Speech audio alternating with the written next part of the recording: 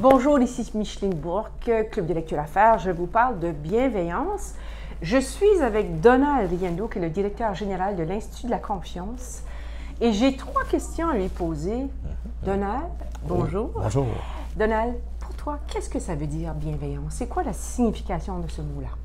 Je suis très content que tu me poses la question parce que pour nous, depuis qu'on a fondé l'Institut de la confiance, on a vu qu'il y avait plusieurs dimensions ingrédients de la confiance et une des dimensions des ingrédients extrêmement importants, c'est la bienveillance. Elle est tellement importante dans les organisations, entre les collègues, entre employés gestionnaires, entre employés de direction, entre l'organisation et ses parties prenantes. Je dirais quelque part, si j'avais un peu à résumer la bienveillance, c'est d'avoir une sensibilité à l'autre, à autrui, de l'écouter, d'avoir une ouverture, de faire l'effort pour le comprendre puis lui démontrer. Et c'est en mode continu. Et souvent, quand on est bienveillant, ça nous revient tout seul. C'est ça qui est fantastique avec la bienveillance, ça se sent. Et je dirais que la bienveillance, ce n'est pas une valeur, c'est une méta-valeur.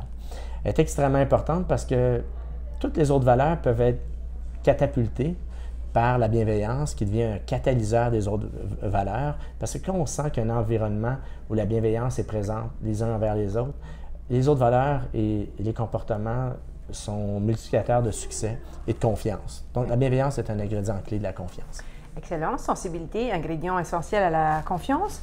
Des synonymes pour toi? Bien, celui qui me vient spontanément en tête, en français, ça serait la bonne intention. Mais en anglais, ça serait le goodwill, qui vient d'un de mes amis, une bonne connaissance, très bonne connaissance, Andrew Molson, de la famille Molson, qui m'a déjà expliqué que le goodwill était quelque chose de tellement important dans la philosophie des différentes générations des Molson pour le succès de l'entreprise, mais le succès de l'organisation et sa contribution à la société. Regardez juste comment les Molson et Coors, ces deux familles, contribuent socialement à notre environnement. Et c'est très important. Chaque fois qu'ils investissent à quelque part, il faut être impliqué, il faut être bienveillant. Il n'y a pas d'investissement sans bienveillance. Mais au-delà de l'investissement, je pense que tout le monde, c'est un comportement d'avoir un second regard sur l'autre pour lui porter attention. Donc, d'avoir un goodwill, c'est la bonne intention. Excellent, c'est une belle analogie. Et chez vous, à l'Institut de la confiance, comment ça se manifeste, la bienveillance? Je dirais qu'elle est partout, à tous les niveaux. D'abord au niveau de mon conseil stratégique avec des gens fabuleux, des Pierre Bruno de ce monde, des John Parizella, des Jean-Pierre Charbonneau, des gens qui sont joints à l'Institut gratuitement pour la bienveillance dans notre société, premièrement. Et ensuite, qu'ils comprennent ce qu'on est, un petit organisme sans but lucratif avec nos challenges, nos défis. Et d'avoir cette bienveillance-là à tout moment, de nous écouter, de nous comprendre, de nous aider et de le faire positivement. La bonne intention est toujours là. Mais également au jour le jour avec notre petite équipe. On n'est pas très nombreux, mais ça vient des deux côtés. Pas juste de moi envers mes employés, ça vient souvent d'eux envers moi. Donc, on crée une atmosphère de bienveillance incroyable. Un petit exemple, hier, j'ai une de mes employées qui a travaillé jusqu'à 1h30 du matin sur un dossier. Elle était très fatiguée, elle m'a envoyé un courriel et elle m'a dit « Remplace-moi, s'il te plaît, à 8h30, loin, en dehors de Montréal, à La Réunion. Je devais y aller, mais je ne serais pas en forme. » Ça ne me tentait pas.